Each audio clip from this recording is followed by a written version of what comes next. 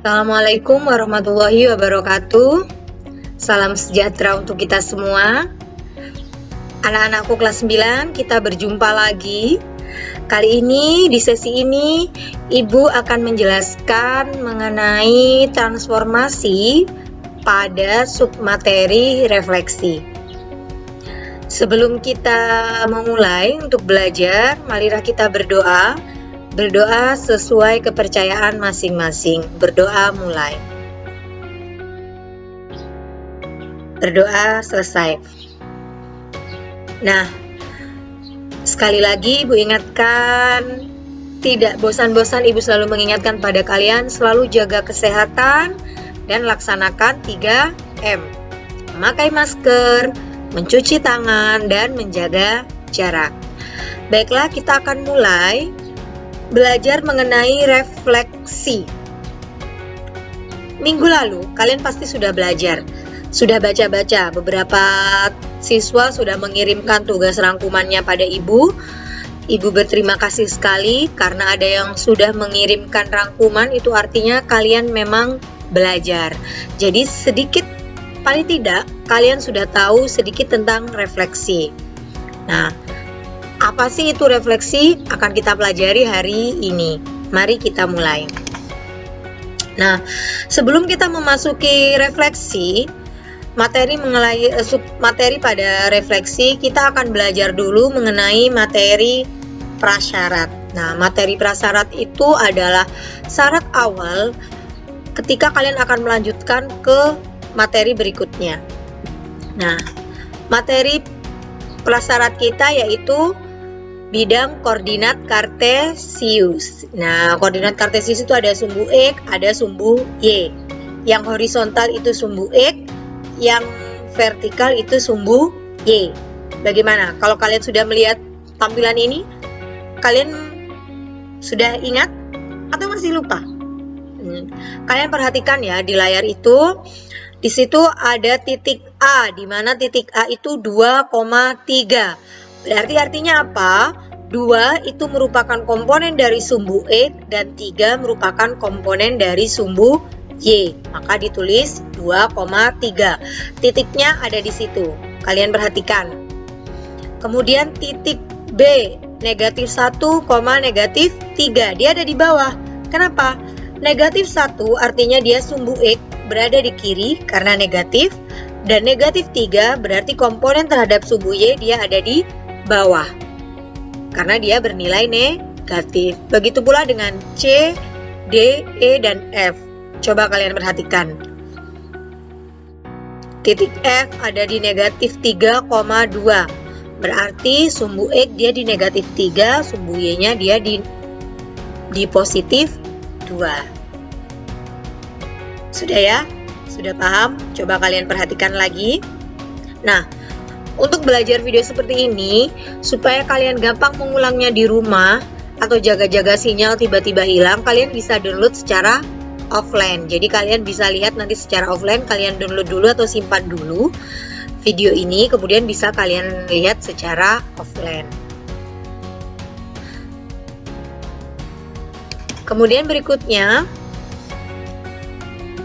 ini kita akan belajar tentang garis sejajar. Nah, kenapa sih masih harus mengingat tentang garis sejajar sumbu koordinat?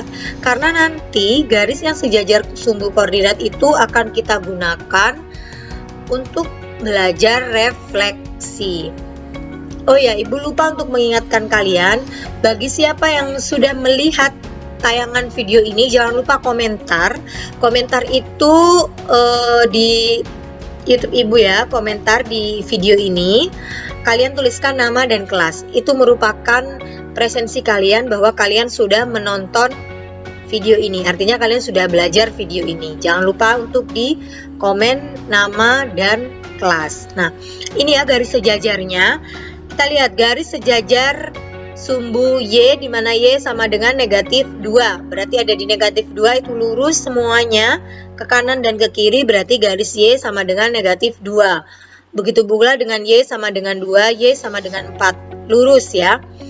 Kemudian X sama dengan 2 berarti dia vertikal. Jadi lurus di sumbu X-nya itu kalian perhatikan, X sama dengan 4, X sama dengan negatif 2. Nah, itu merupakan materi prasyarat atau materi yang perlu kalian ingat dari materi-materi sebelumnya. Ibu sudah pernah ajarkan ini di kelas 8. Jadi Ibu harap kalian mulai mengingat lagi, recall ya, diingat lagi untuk bekal kita mempelajari materi berikutnya.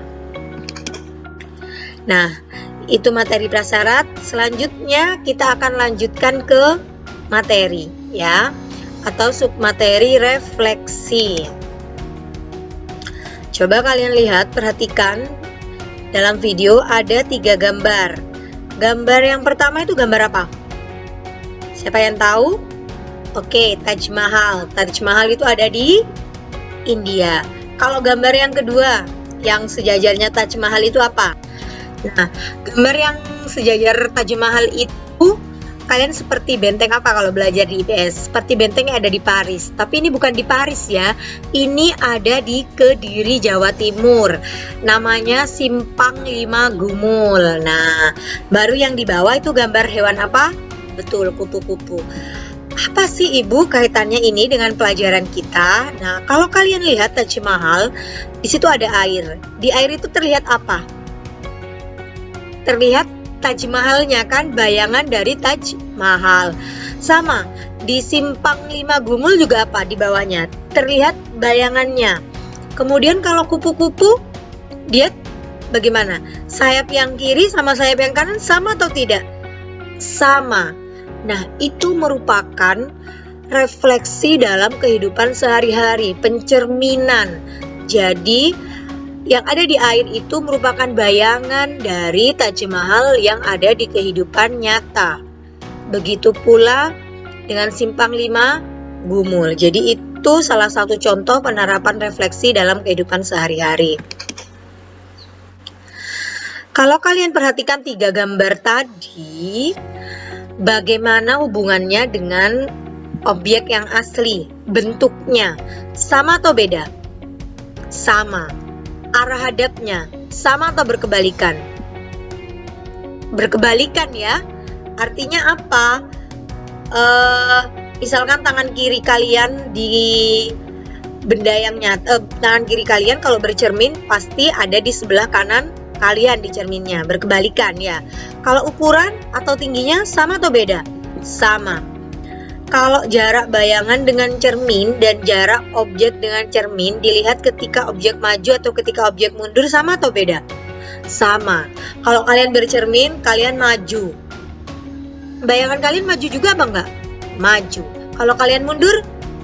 Mundur. Nah, itu merupakan salah satu ciri refleksi. Jadi apa sih itu pencerminan atau refleksi? Kalau didefinisikan dengan kalimat yang baku, refleksi atau pencerminan itu merupakan suatu pemindahan objek, baik itu titik, garis, bidang datar, pada bidang dengan menggunakan sifat bayangan cermin. Sifat-sifat refleksi. Yang pertama, bangun atau objek yang dicerminkan tidak mengalami perubahan bentuk dan ukuran.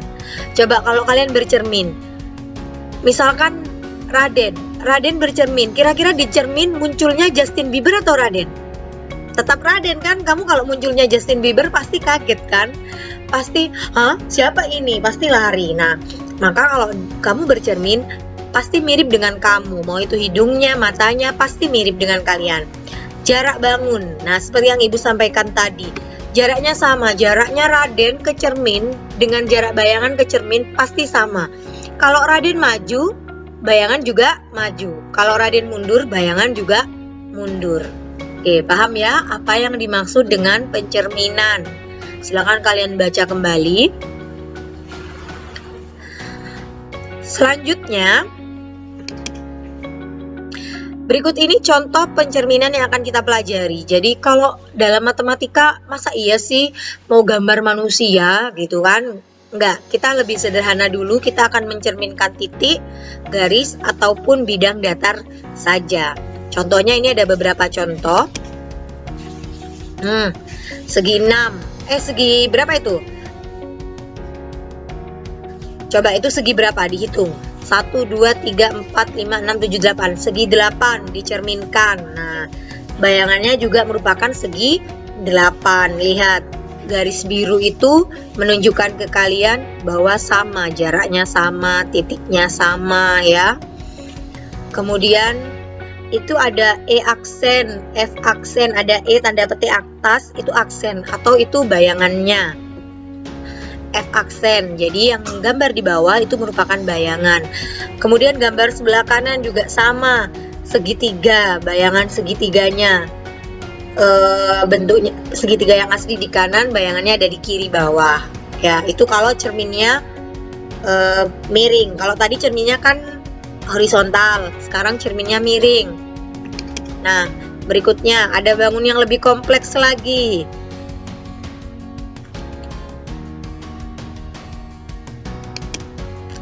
Nah, kita akan belajar refleksi atau pencerminan. Yang pertama, kita akan belajar pencerminan titik terlebih dahulu. Jadi, Ibu ini namanya menggunakan aplikasi GeoGebra, di mana di situ seperti buku streaming ya. Ada sumbu X, ada sumbu Y, supaya kalian lebih mudah. Nah, kita akan belajar refleksi. Nah, refleksi itu dibagi menjadi beberapa refleksi titik. Dia ada pencerminan terhadap sumbu X, nanti sumbu X-nya yang menjadi cermin ya.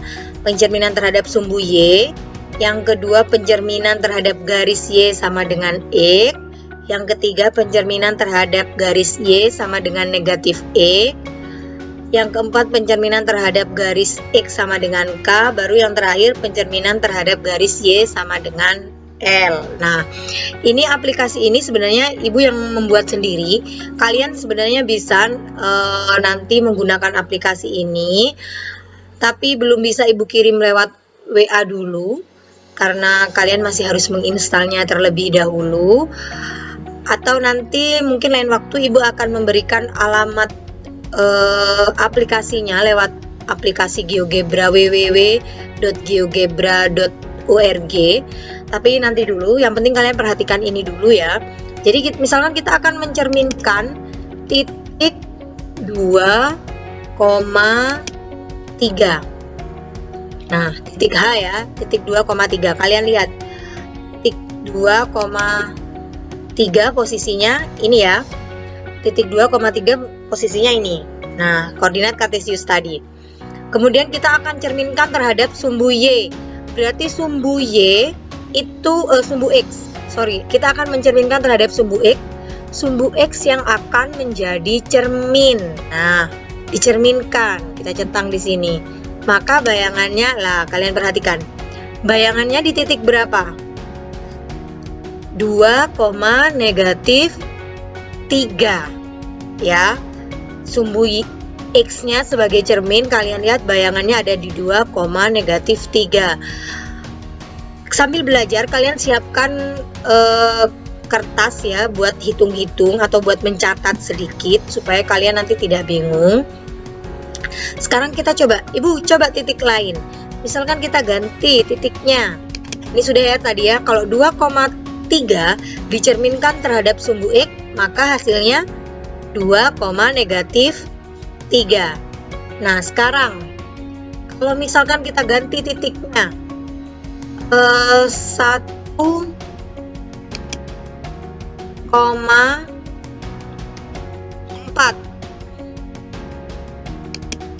Nah, dan lihat posisinya 1,4. Kira-kira bayangannya ada di mana kalau kita cerminkan terhadap sumbu X?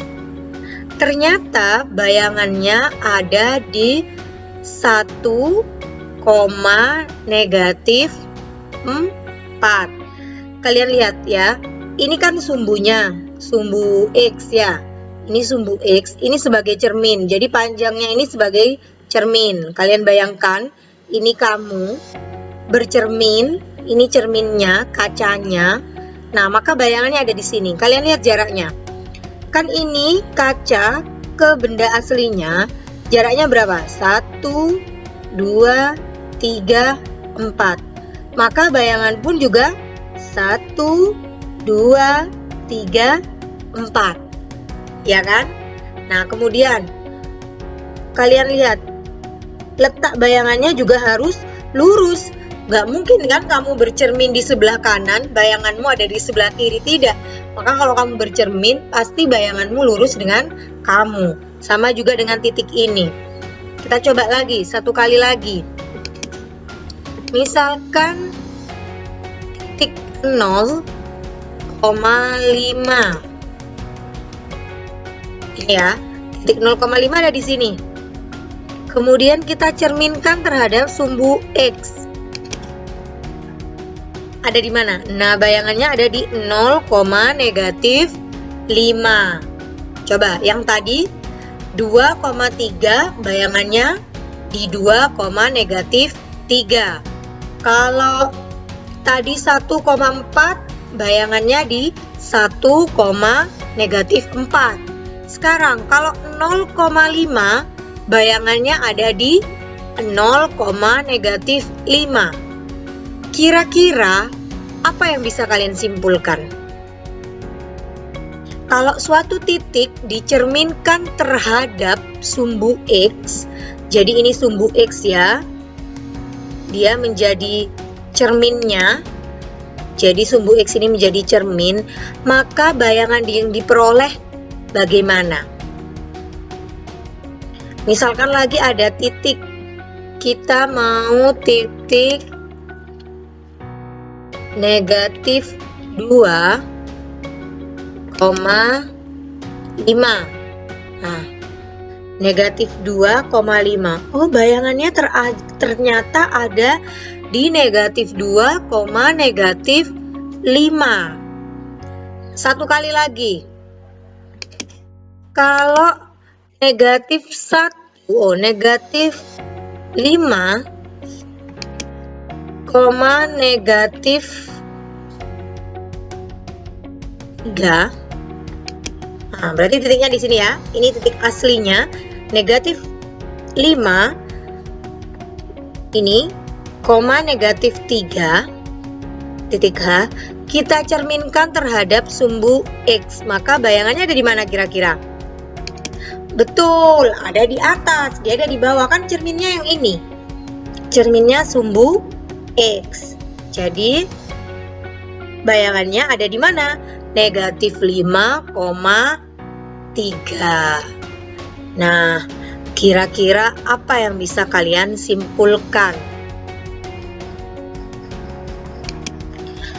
Berikutnya, kita akan belajar mengenai pencerminan terhadap sumbu Y. Kalau yang tadi, pencerminan terhadap sumbu X, yang menjadi cermin adalah sumbu X-nya kan, dia yang menjadi, anggap batasannya, menjadi cerminnya. Nah, sekarang kalau pencerminan terhadap sumbu Y, yang menjadi cermin adalah sumbu Y, bagian vertikal. Nah, coba kalian perhatikan, misalkan ini tetap kita tadi 2, dan koordinat Y-nya 3. Nah, ini ya titiknya 2,3 kita cerminkan terhadap sumbu Y. Kira-kira bayangannya ada di mana? Di bawah, di sebelah kiri sini, atau di samping? Ya, betul, di samping. Nah, jadi ini bayangannya ya. Kalau dicerminkan terhadap sumbu Y, maka sumbu Y berfungsi sebagai cermin, otomatis bayangannya akan berada di sebelah. Jadi kalau tadi 2,3, maka bayangannya menjadi negatif 2,3. Oke, paham ya? Berikutnya kita coba contoh lainnya. Misalkan kita punya negatif 4,2. Nah, posisi H ini ya, ini titik aslinya. Kita cerminkan terhadap sumbu Y. Kira-kira bayangannya ada di mana? Ada di sebelah kanan. Nah, coba. Oke, betul, ada di sebelah kanan. Lihat, kalian lihat jaraknya, tingginya sama ya. Tingginya sama, jaraknya juga sama terhadap sumbu Y. 1, 2, 3, 4. Yang ini juga sama. 1, 2, 3, 4.